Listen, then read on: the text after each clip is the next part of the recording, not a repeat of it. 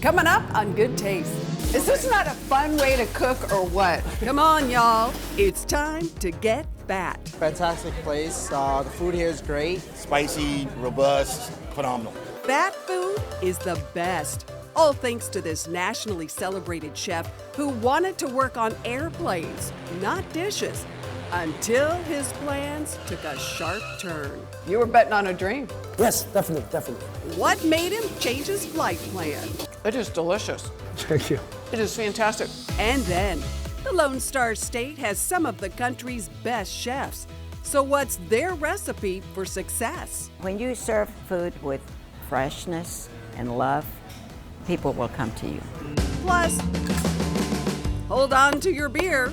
It's time to smoke out a whole new kind of cue. Very good. Our favorite pitmaster shows us a bold technique. I have to tell you, this is one of the best tips I've ever learned. Grab your fork. Good Taste starts right now.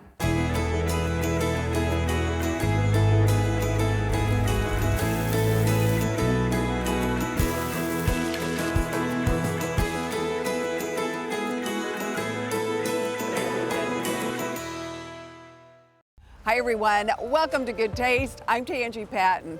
Here in Katy, this Texas town started as a railroad stop just 30 miles outside of Houston.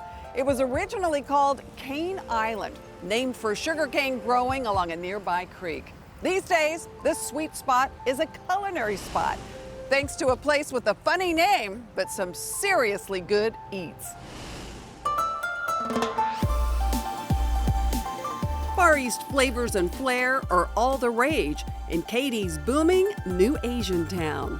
No place I'd rather be on a Friday night. This hot new district is home to H Mart, the #1 Korean supermarket in the country, authentic tea rooms, and dozens of top-rated Asian restaurants. Oh, man. Post up in the highly rated Phat Eatery, and you'll be transported to the bustling street food scene of Malaysia. It's a great place to come. This restaurant is amazing. It's really, really good. The ambiance is very nice. Feels like you're in Chinatown. It sure does. Even the colorful neon signs are designed after real signs in Asia. I love it. The nasi lemak is a gift for the senses. Fragrant coconut milk rice, curry-infused chicken, crisp cucumber spears, tiny dried anchovies, all served with bright and spicy sambal sauce to kick up the flavor. Very flavorful. It hits all the flavors. These magnificent Malaysian dishes take your taste buds on a journey halfway around the world. They're so darn good, you might never come back. But what's with the name? So tell me about the name Phat Eatery. What it means actually, highly gratifying and attractive, all that. And fat is very easy to remember. You won't forget a name like that. You won't forget the food either. Each bite is carefully crafted by nationally recognized chef Alex Oyun. You've got a very nice resume of awards under your hat right now. New York Times, James Beard, Houston Chronicle. I could go on. It's not like some Asian food that you see every day. We try to keep the menu small and bring something new. And boy, do they. The curry laksa is a masterful mix of egg and rice noodles, nestled in a smooth, creamy coconut curry broth. This protein powerhouse layers prawns, chicken, and tofu for a unique twist on flavor and texture. It is delicious, so much flavor. The incredible karabu prawns are a flavor explosion too. Zesty pickled green papaya, sweet mango, crunchy peanuts, toasted black sesame, and a to-die-for Malaysian sauce. One bite. You gotta be kidding me. The whole shrimp. Yeah. See? You did it. I have a little mouth. It was a big shrimp. It is delicious. Thank you. It is fantastic. They're definitely quite a mouthful. Spicy, robust, just phenomenal. If there's one must-have on the menu, it's Chef Alex's signature roti. This traditional Indian-style flatbread is comfort food at its best. Whoa, The sauce this is like addictive. I love it. It's fantastic. Alex has surefire talent for firing up the taste buds, but he's what you might call an accidental chef. You didn't start out wanting to be a chef, did you? No. I came to the United States as a student, He then went to aircraft technician school. graduated top of my class, but then I never worked on an airplane one day after that. Not one day. Not one day. Eventually, he opened a small restaurant. It's 750 square feet with 6 seats, Tiny. very tiny. He didn't like the tough grind with long hours. So I sold it, and I told myself I'll never be in the restaurant business again. Okay, That was you, it. you know that's not true, but that's what I told myself at the time. You're like a man searching for a career, right? And he found it.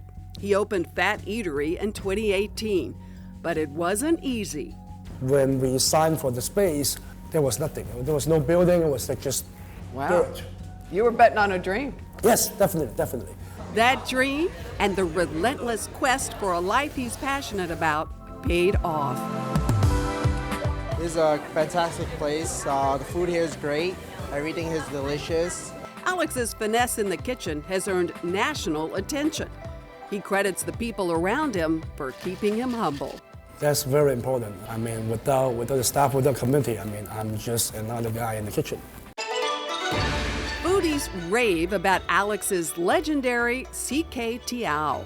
It's a traditional dish from Malaysia street stalls. It starts with silky flat noodles, cooked in a piping hot wok until they start to char. Add a heap of calamari, fresh Gulf shrimp, and some sweet and salty Chinese sausage. Is this not a fun way to cook or what? A little kick of sriracha, some garlicky Chinese chives, and a handful of earthy bean sprouts finish it off. So good. I love it.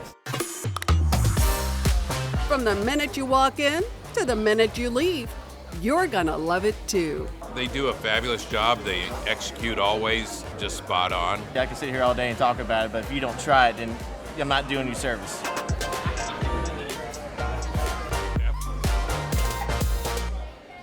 A home run for your taste buds right now. We are coming to you from the beautiful Minute Maid Park in Houston with the executive chef of Goya, Fernando Deza. What a great day for a game. It's a beautiful day and a better home run with the bases loaded with all our Goya ingredients. Super good. We're making a burrito, but a bases loaded burrito with all the Goya flavors. I love it. What do we do? Okay, to start, we're gonna get some pork and we're gonna marinate it with a Goya mojo chipotle. Perfect marinade with a perfect smokiness and heat that we want.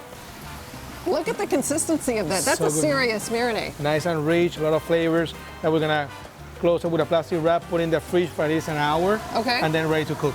All right. Here we already have some pork already cooking that we marinated this morning. All the pieces that we have here. So we're gonna slice it like that.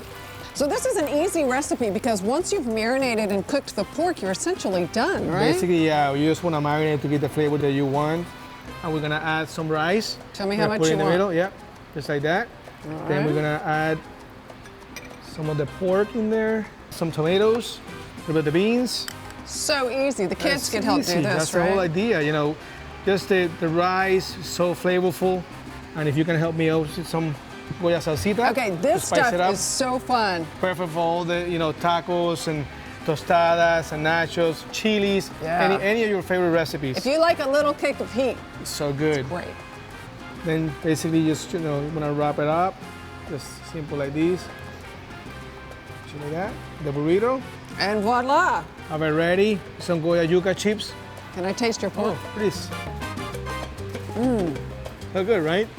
Perfect marinade. So much flavor in there. I love it. Fernando, thank you. Thank you. Recipes online. What a thrill being in the home of the World Series champs. Go Stros! Still to come, in my wine finds, some real bargains on sensational wines from south of the border, way south. But first, count your lucky stars. The Lone Star State is bursting at the seams with award-winning chefs. That is really delicious. How do they do it? That's the reason that I get up every morning. We're spilling some secrets from Texas top chefs next. Get social with us. Follow us on Instagram at Goodtaste TV. Cisco, at the heart of food and service. Every year, a handful of Texas chefs wins a spot on the coveted James Beard Awards list. We've met quite a few James Beard Award nominated chefs over the years, and we gotta say, they all live up to the hype. Chef Irma Galvan has been dishing up greatness in one of Houston's most iconic restaurants for more than 30 years. If you want true, authentic Mexican food, this is the place to come to. Irma's has earned a title only a select few have ever seen, a James Beard America's Classics Award. It's considered the Oscars of the food world. When you serve food with freshness and love, people will come to you. Just one taste of Irma's award-winning guacamole and you'll be hooked. Of course, Irma's the only one that makes a guacamole. So if she's out at the farmer's market, we gotta wait till she comes back and makes a guacamole. Irma's mole sauce is legendary too. I call it our holy moly, but what do you think? It was fantastic. It's an amazing place. Pretty much a staple in Houston. Hugo's is a staple in Houston too. Chef Hugo Ortega has been a James Beard nominee for Best Chef in the Southwest 5 times. He finally won the title in 2017. Tell me what that felt like. I cannot lie to you, it's been something wonderful for me. For a taste of Hugo's talent, try his famous slow-roasted lamb barbacoa or the crispy fried grasshoppers sautéed in a champagne sauce. This is truly Mexican food. The culinary talent runs in the family. Hugo's brother Ruben was a James Beard nominee for Best Pastry Chef in 2022. Yeah, we didn't win, but like I said, we had a lot of fun. I tell him, I say, don't get discouraged because, it just takes time. Up in Austin, Chef Mark Booley from the acclaimed Odd Duck was named a semifinalist for Rising Star Chef of the Year. I always joke that our food always is like the classy version of trashy. So we take like a lot of things that you think of as gas station food, and we might do our version of it with really great ingredients and then knowledgeable preparations. Austinites are hooked. It's a different menu every time we're here, and it's always something special. San Antonio has its share of James Beard nominees too. Chef Steve McHugh of Cured has been a nominee 5 times. Thank you to San Antonio for really embracing us here. It's really been wonderful. The famous charcuterie boards, the pork cheeks poutine, the aged cured meats.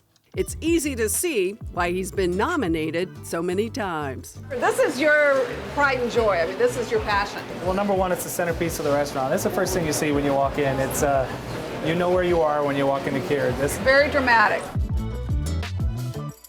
Across town, Chef Isaul Ramos from 2M Smokehouse has been a semi-finalist for Best Chef Texas twice. Hey, congrats on the James Beard nomination. Thank you so much. I didn't even think we were even being looked at. 2M is best known for its brisket, made with akaushi beef. It's nothing short of perfection. It's the best barbecue I've ever had in my life. Best barbecue in San Antonio? Man, I would even venture to say in Texas. But they're not the only smoke show in town. Among the Alamo City's rising stars, chefs Andrew Ho, Sean Wynn, and Andrew Samia from Curry Boys Barbecue, where they mix good old Texas barbecue with Southeast Asian spice. I love the spice with the smoke. Yeah, it's kind of different, I think. The Curry Boys landed on the 2023 semifinalist list for Best Chef Texas. One taste of their juicy beef brisket covered in creamy coconut curry, and you'll know why. That is really delicious. Oh my God. Thank you, Angie. Thank you. It's all about the curry. You would never think it works, but it works. Boy, does it. Who would have thought you could pair brisket with curry? that's a winner, I think. That's my favorite dish for sure. I love it.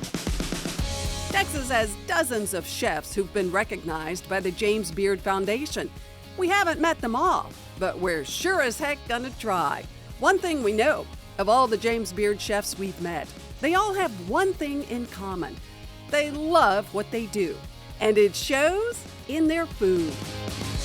That's the reason that I get up every morning, just to be here for my customers.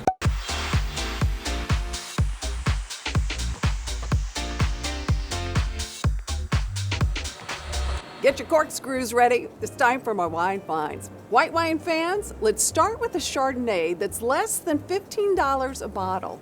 This is the Columbia Crest Grand Estate Chardonnay from Washington State. It is a wonderful representation of the most popular white varietal on the planet, with its oaky, buttery, and baked apple flavors. A definite wine to keep on hand at only about $9 a bottle. Next, if you like spicy food or grilled meats, or both, you're gonna love the Diablo Dark Red. It's a blend from the talented folks at Katy Asian Town in Chile. The winery is well worth a visit if you travel to Chile. The Diablo Dark Red is slightly fruit forward with flavors of dark cherries, some vanilla notes, and a hint of cocoa. The Diablo Dark Red is only $12 a bottle. And rounding out our trio, another South American wine, this one from Argentina, the Finca El Origen Reserve Cabernet Sauvignon Mountain Character. You're going to taste dark cherries with some blueberry notes in the mix. This is a lighter style Cabernet. Its tannins are minimal, and the wine will pair with meats of all kinds, roasted chicken too. The Finca El Origen Reserva is about $12 a bottle.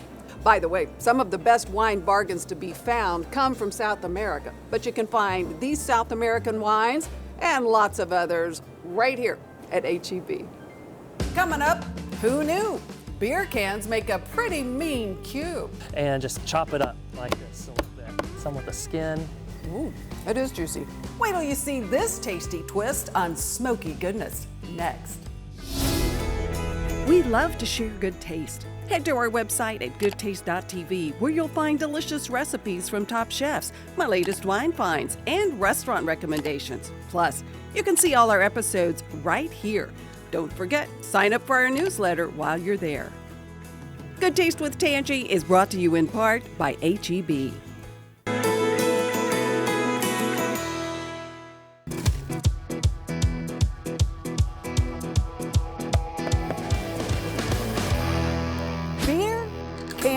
Chicken. If you haven't tried it, you are missing out. And we are with the experts at the original Black's Barbecue at the barbecue capital of Texas, Lockhart, and I'm with the 4th generation pitmaster, Barrett.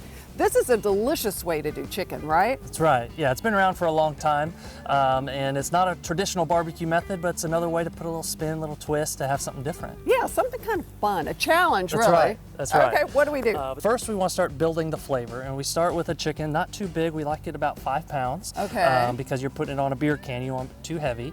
You know, I like to separate the skin from the meat and just gently put my hand up under there. I have to tell you, this is one of the best tips I've ever learned, and it came from you of getting under that skin. You can put butter on there, your seasoning. That's right. And it's the best. And then we take some Black's Barbecue dry rub, which is mostly just salt and pepper. And that's what I like to start with and not get too crazy with any flavors or the herbs, because you know, it's gonna be on the smoker for about an hour and a half, 2 hours. And so we don't want any of that to burn. And then I put a little bit of salt and pepper on the outside, just you know, give it that nice flavor as well. So the next step is picking your beer. You don't want too strong of a beer flavor. Usually like a light lager or a blonde is best. But if beer is not your style, you can pour out the beer for somebody else. Start with an empty can and squeeze some lemon juice into it. Add some rosemary, thyme, sage, different herbs, and that will infuse into the meat as well. Add a little bit of water too. Yeah. So if you'll pour some of that out, and we'll save that for ourselves for later, about halfway. Half of it. About halfway. And then I like to poke just 4 more holes on the side, a little bit lower, as low as right above that beer level. Just kind of spread it out. like it on the bone, you can quarter it and serve it this way, you know, or when I'm feeding a crowd, what I like to do is just pull it off the bone, get all the bones out, and just chop it up like this a little bit. Get a little bit of skin. I got some with your beer on it. Some with the skin. Ooh, it is juicy, very moist, and very good. So we've got all of the tips on how to do your own beer can chicken at goodtaste.tv, but come out to Black's, it's a lot easier. That's right.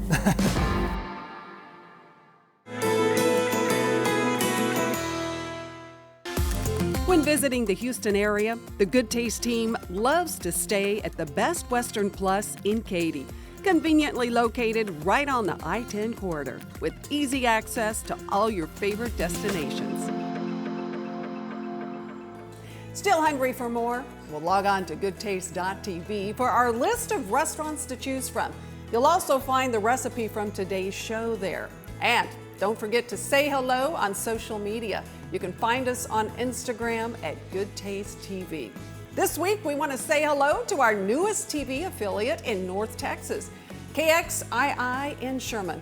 Speaking of hello, a neighborly howdy to our affiliate in KOCB in Oklahoma City. Thanks for showing good taste. And thank you for being here each and every week. We'll see you right back here next week. Cheers to good taste. We're very used to tasting cold food. And that one's going too? Hello. I can't quit thinking about Monica with the turkey on her head. I'm sorry, these look like they could come to life. That is true. So should we name them? Sure. Tom and Jane, Mutt and Jeff? What are they? Beavis and Butthead? I don't know. There you go.